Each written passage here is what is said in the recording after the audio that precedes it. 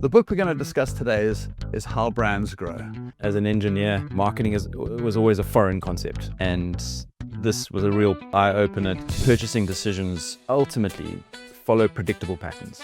Physical availability, that's also a lot to do with the execution in stores, and that's something that we've really focused on to get noticed and be visible. If you're growing mental availability and you don't have that physical availability, you just can't buy a product or it's in the wrong pack, you're wasting money. We think that people are thinking about the brand every day because we obviously go to work and we've got BOS ingrained in us, but it's only in a split-second moment that they're actually thinking about it, and that's the moment that's important. Welcome to the Non-Fiction Book Club. I'm your host, John Bradshaw, and we have a great show for you today.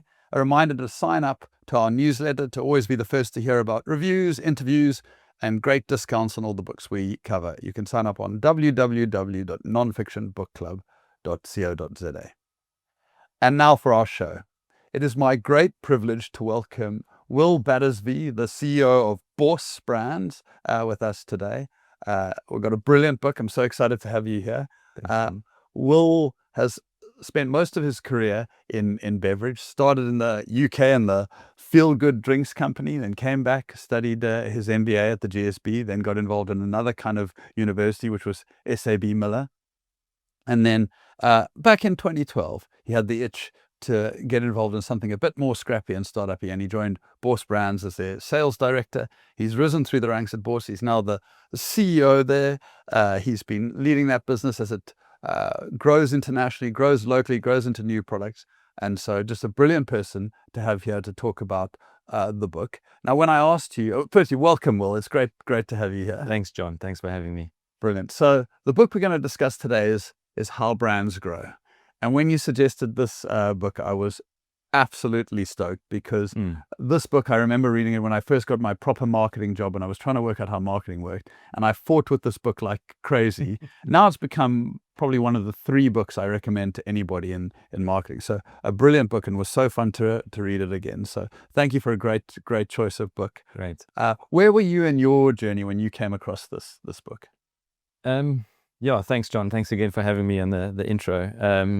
I actually had just started at BOS in 2012. As you said, it come from SAB. And the book was on the desk. I can't remember who actually bought the book, but it was on the desk or in the office, and I picked it up and read it for the first time. I mean, as an engineer, marketing was always a foreign concept. Hocus pocus in the air. How does this thing actually work? And this was a real eye opener to some practical steps on how to tackle this thing called marketing. Yeah, I wonder if it was an advantage for you as an engineer because you knew you didn't know anything about marketing. Perhaps. Like I had a disadvantage that I knew there were 4 Ps. Okay. I couldn't remember exactly what the 4 Ps were. No, but Yes. Actually my experience of being in a marketing ecosystem with a team and an agency, that is relatively few people had a operational understanding of how they thought marketing worked and what you were trying to do in marketing. They had a sense of what they thought good work was and bad work. So I found it enormously helpful. But most people who are watching or listening to this won't have read the book yet. They will after our brilliant discussion of it. But do you mind giving a little bit of a structure of what the book is about and what's the concept in the book? Yeah, so the concept is that ultimately, I mean, consumers are buying products all the time, and they're making decisions all the time. But those purchasing decisions ultimately, irrespective of the brand or the country or the category, follow predictable patterns. And those patterns can be scientifically evaluated, and the probability of someone buying a product is far greater to achieve. So it's not, and that's what I found difficult initially with marketing. There's so much information on what it is and so much theory. It's the 4 Ps idea that sort of gave a very grounded, basic understanding of what you need to do. What are the steps? And for me, that's the biggest thing that the book puts together. It's patterns that are predictable, and a formula that can work. Yeah, and I remember being so struck by the heavy buyers, light buyers. Like you say, there's a predictable pattern that the bigger your brand is, the more you monopolize light buyers. And if you're a small brand, what you're going to pull in is your heavy buyers. And if you want to grow as a brand, it's likely going to be light, infrequent buyers. To remember wrestling with that, because my previous job had been running a giant loyalty program. And so I was a loyalty disciple. So it was a real wrestle. 100%. I mean, exactly. So Byron talks of light buyers matter, and that Pareto principle 80-20 doesn't actually exist. So kind of getting the slap in the face on that one early is important. You obviously you have early adopters, and those are the ones that end up buying a large proportion or large frequency of purchase of whatever the product is. But ultimately, for brands to scale, you need to get those light buyers, and they buy you so infrequently. Yes. That was the big standout for me as well. It's like, if you were to just ask me how many drinks of BOS do people have every year, or even Coca-Cola every year, it's actually not too different in terms of the frequency of purchase. Yes. There's just so many more people are buying them in so many more occasions. Yeah. So I think for us, in fact, it was Pick and Pay that I got the data from. It's 1.7 purchases per year of our consumers of our product. Yeah. Which you think, that's not many. And the corollary of that is that they're not that engaged, right? They're just not paying that much attention. Yeah. Right. So that kind of the fact that it's light buyers, they're not buying that frequently, they're not paying attention. I mean, do you remember any of the things that struck you early on the first time you read it? It's the light buyers. Absolutely how little people are thinking about your brand. I always use the analogy that, no one's looking for dishwashers to buy until suddenly your dishwasher breaks. And then you just start seeing adverts all over the show. You see trucks driving past with a dishwasher on it. You see in, the local ad, you in that moment, we think that people are thinking about the brand every day, because we obviously go to work and we've got BOS, ingrained in us, but it's only in a split second moment that they're actually thinking about it. And that's the moment that's important, and not really anything else. Well, yes, and that general. that split second a moment, and how you get to be in a customer's mind there.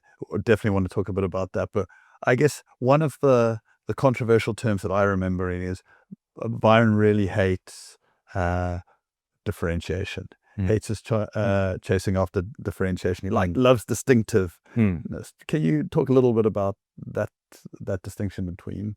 Yeah, for me, differentiation, and he does speak a little bit about the differentiation has a place. And if you read a lot of marketing theory, they talk about to succeed as a brand, you need to be differentiated. And that, but to Byron in the book, it's about category differentiation and product differentiation, which was also a realization to me that differentiation can be replicated quite easily. It's difficult to maintain. Ultimately, for us, our product, the intrinsics, even though they are unique and constructed with rooibos and an ingredient and a recipe, it's immediately replicable, especially by a big corporate.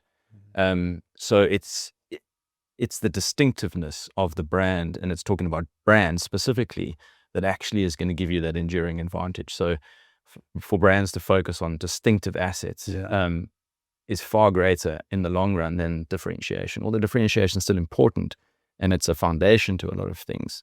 To give you growth in the long term, you need to be distinctive.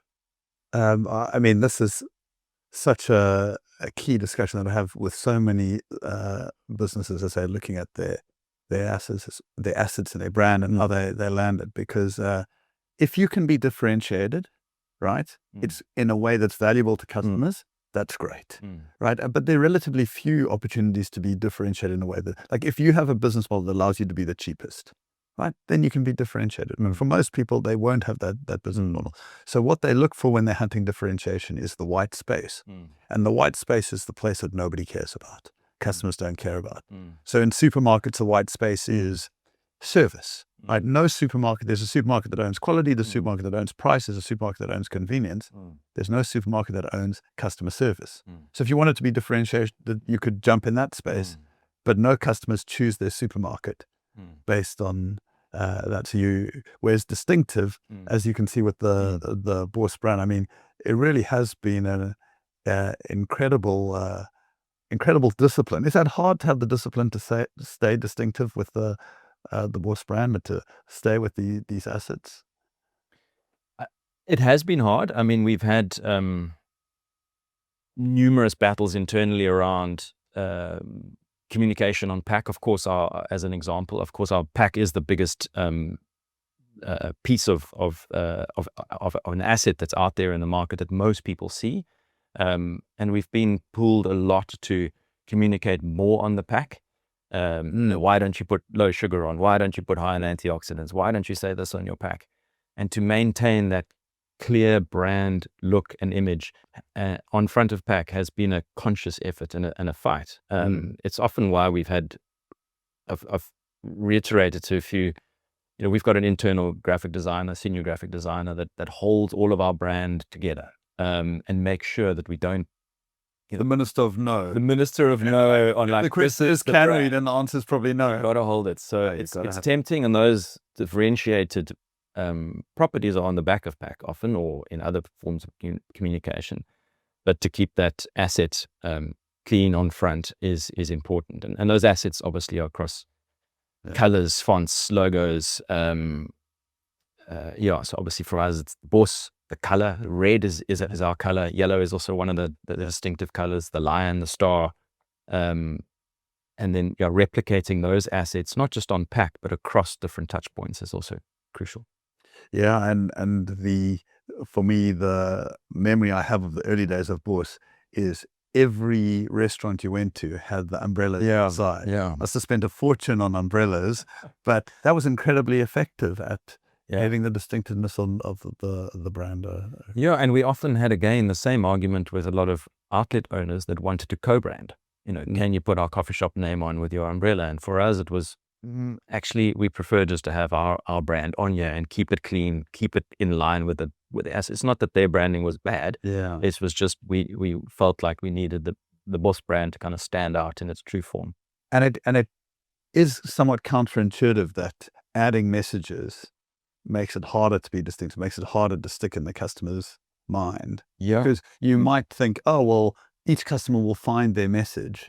But no, the broader you aim, the less traction you seem to get in customers' minds. Exactly, and I mean, these days everyone is just so busy, so inundated with so much information. So making it very easy for people to make a decision on something is super important. And often that clutter can just make it another thought that you have to have, and it's just too much. I want to just buy this product and do this thing with ease. Just make it easy. I think that's kind of the summary of the book. And what I loved is he split make it easy into mental and physical availability. Yeah. So you want to talk a little bit about these concepts of my paraphrase of this book is the way brands grow is by increasing their mental and physical availability.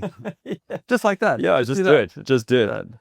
100%. So exactly. I mean, I speak about that a lot to the team internally and have to remind myself. But so mental availability is the probability of your brand coming to mind at that moment of purchase. Like how likely is it that BOS iced tea will be the product that you will consider to buy in that moment when you're thinking about buying a drink? We'll kind of go on to that. Which is different to awareness. Awareness is quite binary and quite singular. In I can ask you in any environment, do you know BOS? And you might say yes. I've seen it. I've seen the umbrellas. I've seen it around. But it doesn't necessarily mean that translates into purchase. And that's why mental availability is so critical, because it's in that moment, that split second when you're making that decision, that you need the brand to be the one of choice. And then physical availability is the ease of finding it and purchasing the brand, just almost similar to what you said now. So it's not just about distribution points.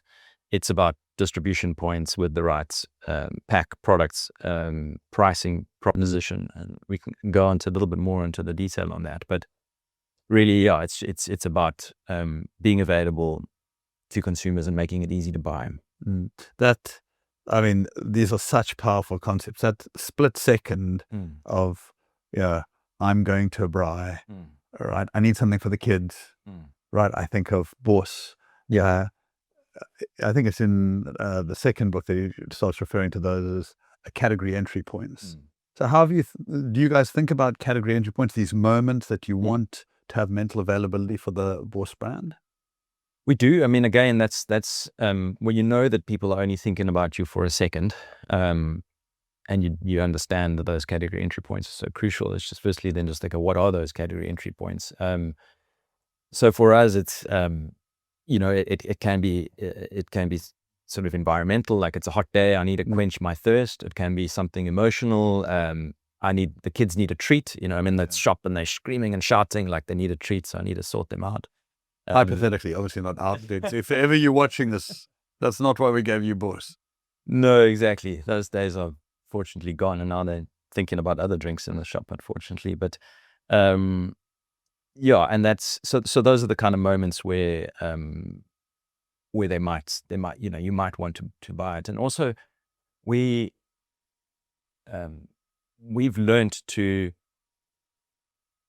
really know who we are, and fundamentally we're a soft drink. We've got to quench your thirst and make you refreshed, and that's the number one goal of what we're trying to do. You can really get overcomplicated about this thing and think, we're gonna put rooibos in there, we're gonna have the low sugar, it's gonna do this, gonna do that for you. But fundamentally, when you're in that moment of I'm hot, I need to get something to quench my thirst, it's us that we want to know about. And the best in the world is Coca-Cola. I mean, it's they have done an amazing job at really linking those category entry points with their brand. It's a super hot day, or I'm driving into the middle of the Karoo and it's just hot. Like, what am I thinking about here? Or it's an occasion, family. They've figured out how to get that into a number of consumers' heads really well over time. It's been incredible, I think, Coke, because they have, when you think about it, it's not obvious that when you're thinking of refreshment, you should think of carbonated sugar water. Totally. Right?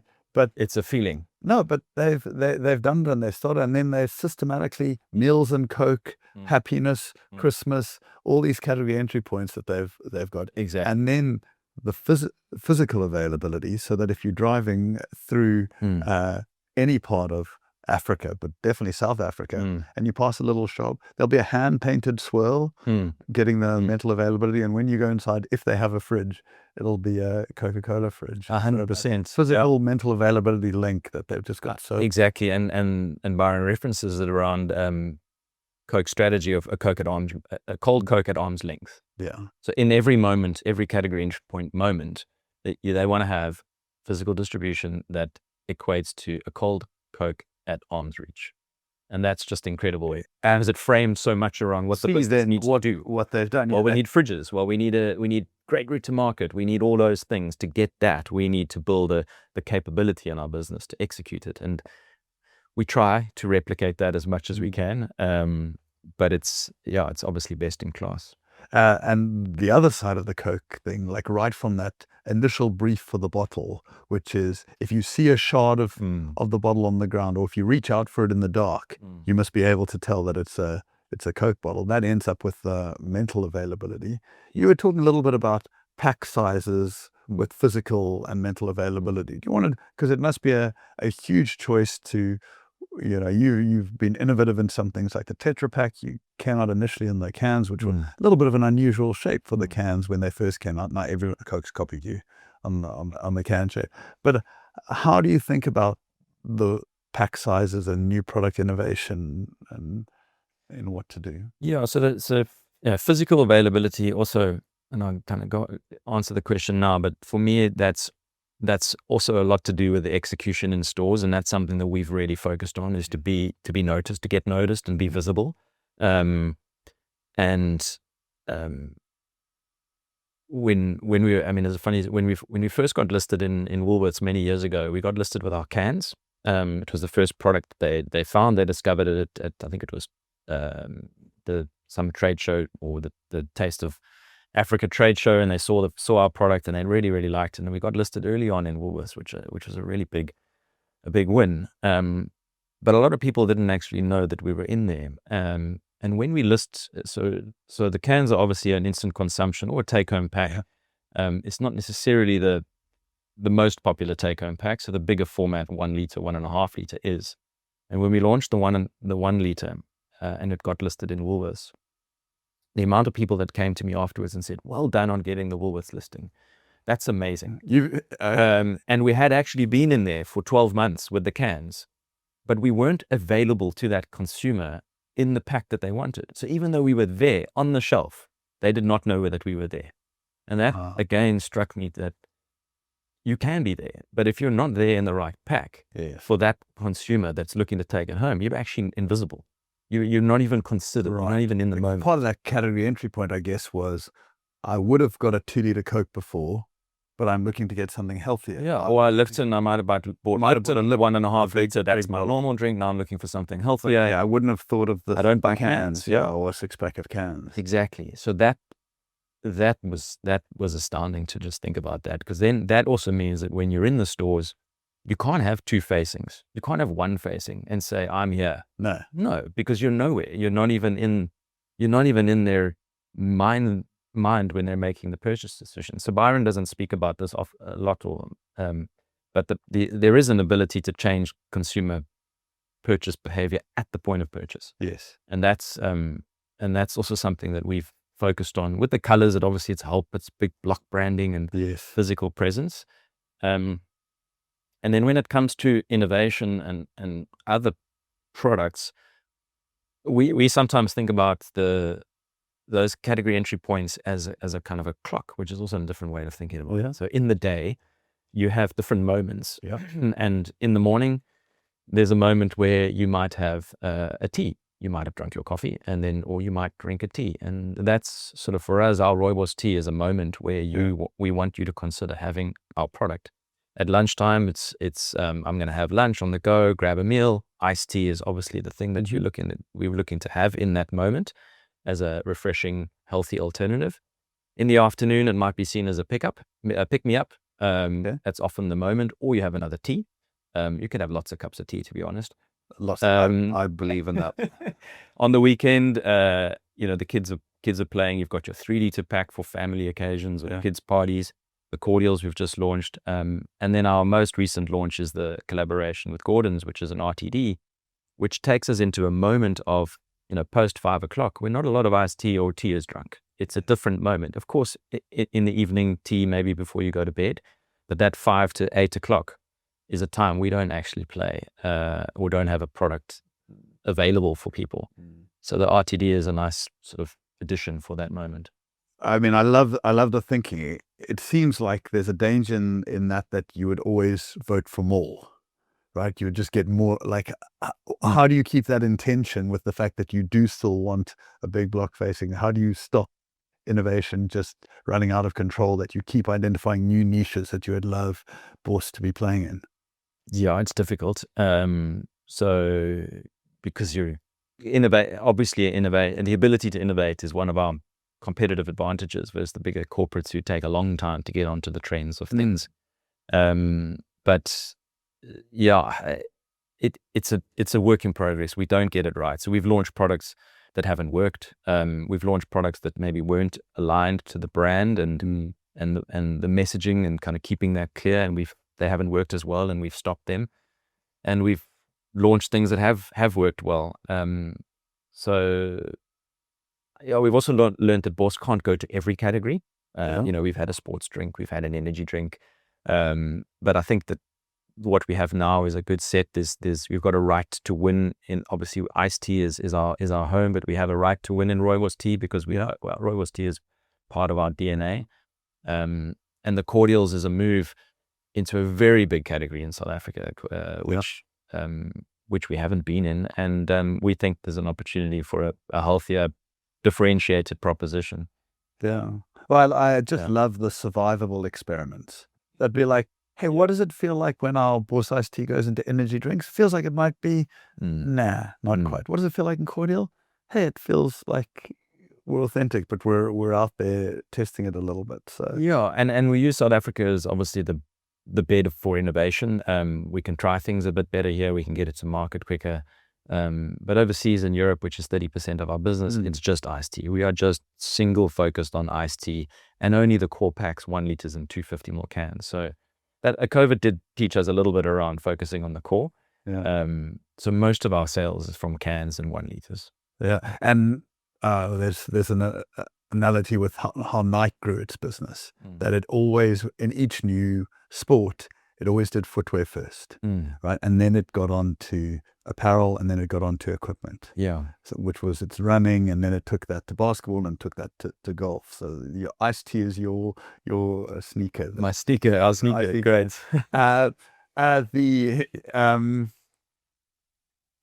Just a couple more questions. I'd love to know this. You clearly have BOS. It's a South African word.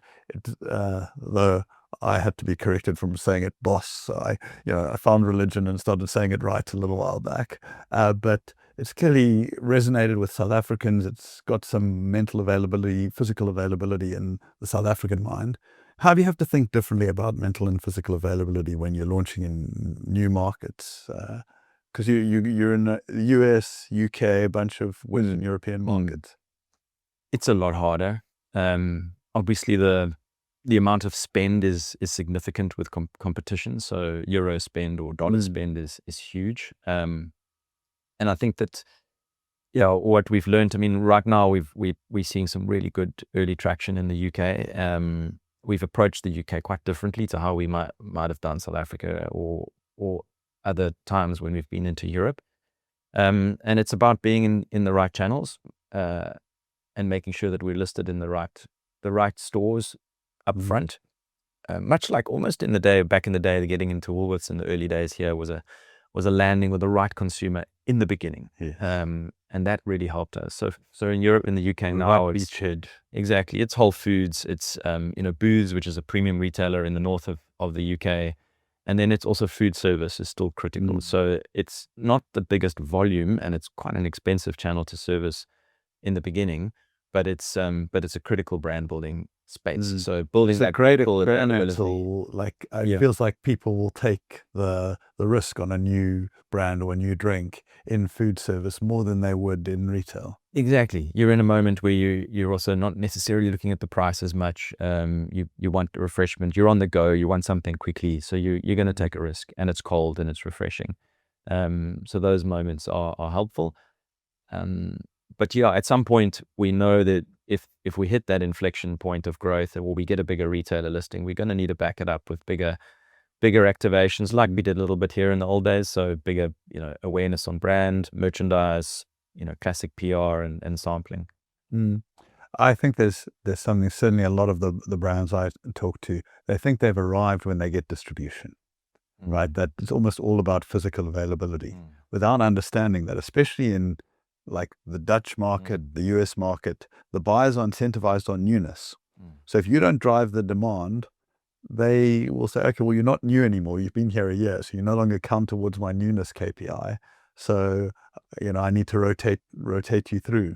And so that driving mental availability, almost demand generating at the same time as you get distribution, ends up being 100%. And the two need to be in lockstep. And we've done it other ways. But if you're growing mental availability and you don't have that physical availability, you just can't buy a product, or it's in the wrong pack, then you're preaching to, you're wasting money, you're throwing it down the drain. And at the same time, you can be in distribution or have physical availability, and people aren't going to consider you. And that could be the pack, it could be the price.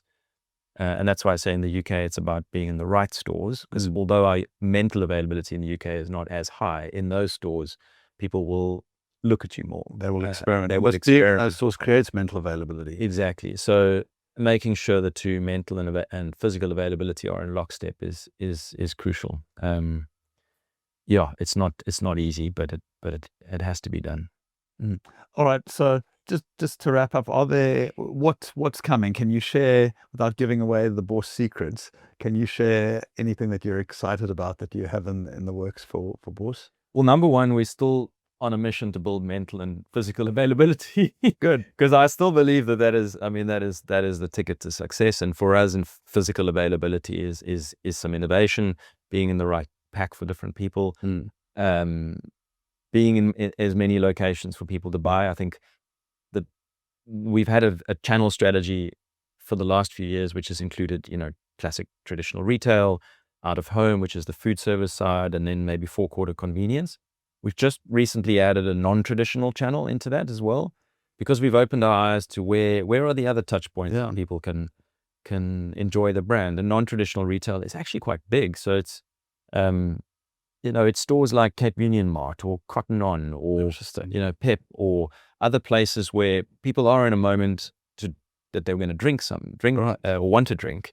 And we're not even talking to those customers or even consumers. So it's not a slam dunk, and it's more difficult to actually make that happen because the space and availability is smaller. But it's opened our eyes to much bigger potential in South Africa for having the products available to more people.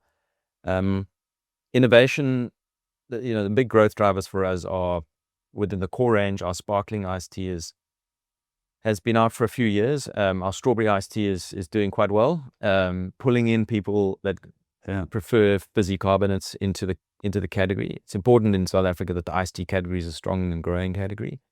The cordials is a venture into a category that's almost 10 times bigger than iced tea. Yeah. So getting a slice of that with a new range is important. The tea, nice, like the tin. Thanks, John, for that. The tea is also a focus and that is 3 times bigger than iced tea. So it's really looking at bigger categories outside of our own that we can grow and scale from. And then overseas, we've got presence in a number of European markets, France, Netherlands, Belgium, but the UK is the number one focus. And then the Gordons and Boss, that launched a few weeks ago. Yeah, definitely gonna try that one. Yeah, so quite a few things on the go.